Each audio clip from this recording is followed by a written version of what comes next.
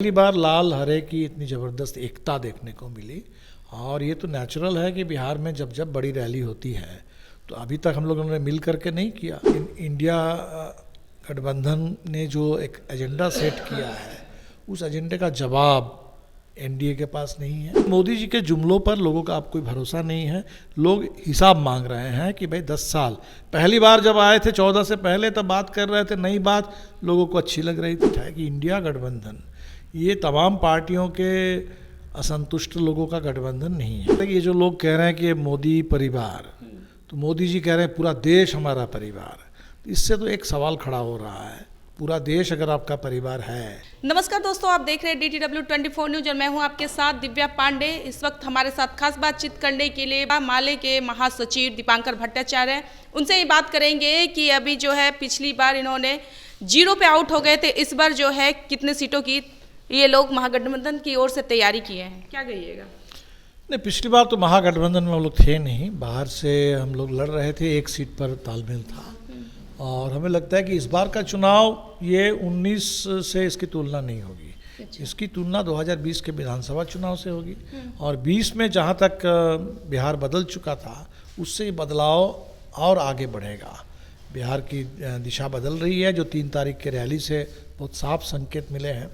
बिहार बहुत दुखी है नीतीश जी के पिछले 20 साल के सरकार से भी, मोदी जी के 10 साल के शासन से भी। और इस अब जब नीतीश जी और मोदी जी फिर मिल गए हैं तो पूरा बिहार का सवाल एक तरफ है और उससे लोग जवाब मांगेंगे। और नीतीश जी के पास, मोदी जी के पास कोई जवाब नहीं है, तो जनता सवालों के जवाब मांग रही है। जवाब नहीं मिले तो जनता खुद इस बार जवाब दे देगी। आपने अभी पीसी के दौरान बताया कि झारखंड कोडरमा से एक सीट मिला है, तो बिहार का क्या सीन? बिहार में बातचीत अभी आखिरी दौर में है। हमें लगता है कि 2-4 दिन में सब हम लोग फाइनल कर लेंगे। जन विश्वास यात्रा से तो सभी को पता है, वहाँ पे कह रहे हैं लोग कि हरी झंडी से ज़्यादा लाल झंडी देखने को मिला। हमें लगता है कि लाल हरा, पहली बार लाल हरे की इतनी ज़बरदस्त एकता देखने को मिली। और ये तो नेचुरल है कि बिहार में जब जब बड़ी रैली होती है तो अभी तक हम लोगों ने मिल करके नहीं किया, लेकिन बिहार में बड़ी रैली एक तो राष्ट्रीय जनता दल वाले करते हैं, एक माले के लोग करते हैं। तो बिहार के अंदर जनाधार की अगर बात हो भाजपा विरोधी खेमे में, तो सबसे बड़ा जनाधार राष्ट्रीय जनता दल के पास, दूसरा सबसे बड़ा जनाधार जन गोलबंदी माले की तरफ से। आंदोलन की बात करें तो 1 नंबर आंदोलन की पार्टी माले हैं। इसीलिए हमें लगता है कि गांधी मैदान में माले की उपस्थिति ये बिहार के लिए बहुत स्थापित और स्वाभाविक बात है। इसमें कोई नई बात नहीं है। बारिश नहीं होती, मौसम ठीक रहता तो और ज़्यादा संख्या में लोग आते। और जो लोग आए थे 2 तारीख रात को, उनको काफ़ी कठिनाइयाँ झेलनी पड़ी बारिश में, तो लेकिन इसके बावजूद लोग टिके रहे। और हमें लगता है कि बिहार ने ये साफ कर दिया। बिहार की इस समय लोगों के मन में बड़ा आक्रोश है और उम्मीद है महागठबंधन से, इंडिया गठबंधन से। हम कोशिश करेंगे कि लोगों की उम्मीद पूरी हो। जब नीतीश कुमार इंडिया महागठबंधन में थे तो एक छत के नीचे रहने का ये किया था। जब से वो चले गए इंडिया महागठबंधन को छोड़ के एनडीए में शामिल हुए तो काफ़ी ज़्यादा थोड़ा मतलब कि इंडिया महागठबंधन में तोड़ जोड़ होने लगा। फिर अभी देखिए एनडीए में गए हैं, फिर भी वहाँ पे थोड़ा बहुत मनमुटाव चल रहा है। लेकिन अभी ये लोग दर्शा नहीं रहे कि हमारे पार्टी में क्या कुछ हो रहा है। अब बिल्कुल इंडिया, आप देखेंगे कि एनडीए गठबंधन अभी जो बीजेपी की फर्स्ट सूची आई है 195, उसमें बिहार और महाराष्ट्र के बारे में कोई बात नहीं है, हरियाणा के बारे में भी कोई बात नहीं है। यही 3 राज्य है जहां खासकर बिहार और महाराष्ट्र, जहां एनडीए के तौर पर उनको चुनाव लड़ना है, सहयोगी दलों के साथ सीट शेयर करना है। और उस पर बीजेपी अभी भी कितना तैयार है, कहाँ तक नीतीश जी जो सीटें यहाँ चाहते थे उतनी सीटें वहाँ मिल जाएंगी, या अन्य दल उनको कहाँ तक कितना क्या मिलेगा वो तो समय बताएगा। तो जाहिर सी बात है कि इस समय उस इंडिया गठबंधन ने जो एक एजेंडा सेट किया है उस एजेंडे का जवाब एनडीए के पास नहीं है। और एनडीए से लोग जो सवाल कर रहे हैं, 10 साल का हिसाब मांग रहे हैं, वो हिसाब उनके पास नहीं है। मोदी जी आते हैं, कुछ नई घोषणा करके चले जाते हैं, जबकि लोग ये कह रहे हैं कि 10 साल से डबल इंजन की सरकार है, बावजूद इसके बिहार में इतनी गरीबी क्यों हो, बावजूद इसके इतना पलायन क्यों हो, पूरे देश में महिलाओं के ऊपर इतने अत्याचार क्यों, किसानों के साथ इतना अन्याय क्यों? तो लोग तो जवाब मांग रहे हैं, मोदी जी जवाब नहीं देते हैं, नए नए जुमले फेंकते रहते हैं। अभी फिर से आज मोदी जी बेतिया में पहुंचे हैं अपनी बिहार के दौरा को सौगात देने के लिए। आज 4,000 करोड़ से सड़क और गैस और IT सेक्टर से लेकर शिलान्यास का योजना उद्घाटन करने के लिए। तो हर बार जब चुनाव आता है तो उद्घाटन की झड़ी लगा देते हैं, लेकिन उसके बाद कितने सारे प्रोजेक्ट है जो कभी शुरू ही नहीं हुआ ठीक से, जिसका कितने बार उद्घाटन हो चुके हैं।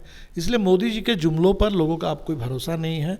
लोग हिसाब मांग रहे हैं कि भाई 10 साल पहली बार जब आए थे 14 से पहले तब बात कर रहे थे, नई बात लोगों को अच्छी लग रही थी। अब तो ये सब बातें पुरानी पड़ गई हैं। इसलिए अब तो मोदी जी को हिसाब देना चाहिए 10 साल में आपने क्या किया और जो नहीं किया क्यों नहीं किया। तो इसलिए मोदी जी से लोग जवाब मांगेंगे। नई घोषणा कुछ भी कर दे इस समय, उससे कोई फर्क नहीं पड़ने वाला। उपेंद्र कुशवाहा और चिराग पासवान जो है पिछली बार की रैली में मोदी जी के शामिल नहीं हुए थे। इस बार आज जो रैली है, आज CM नीतीश कुमार भी शामिल नहीं हुए हैं।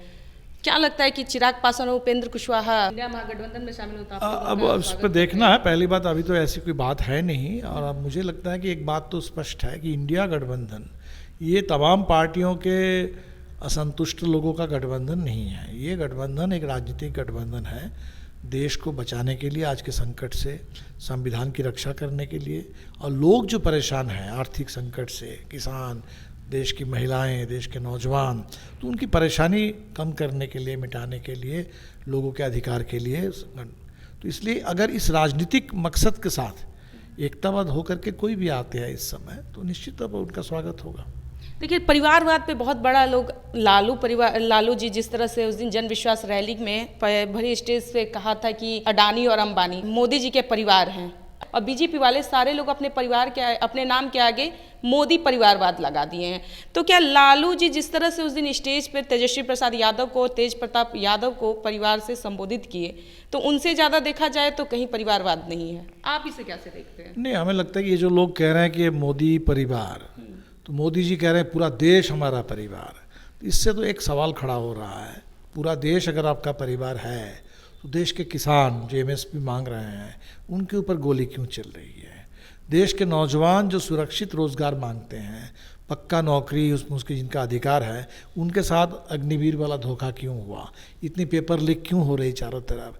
महिलाओं के साथ इतने अन्याय, इतने बलात्कार, और बलात्कारियों को इतना ज़्यादा संरक्षण, संस्थाबद्ध रूप से संरक्षण भारतीय जनता पार्टी में क्यों मिल रहा है?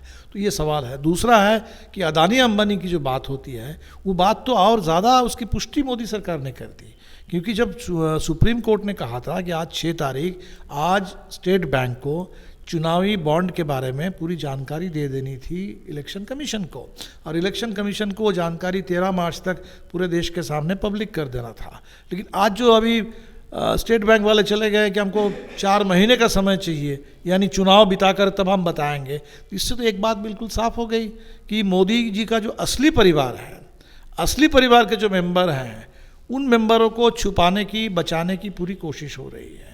ये जो चुनावी चंदा कहा जाता है, वो चुनावी चंदा नहीं है महज, वो रिश्वत है।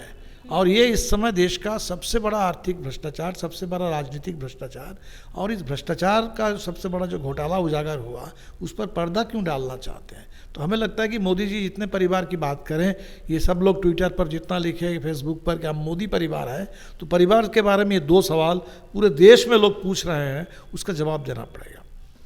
ये हमारे साथ दीपांकर भट्टाचार्य थे, जो अपनी बातों से साफ तौर पे कहा। अब इनकी बातों से कितने सहमत हम असहमत हैं, कमेंट बॉक्स में प्रतिक्रिया जरूर दर्ज कीजिएगा। आप लोग देख रहे थे DTW 24 न्यूज़। धन्यवाद।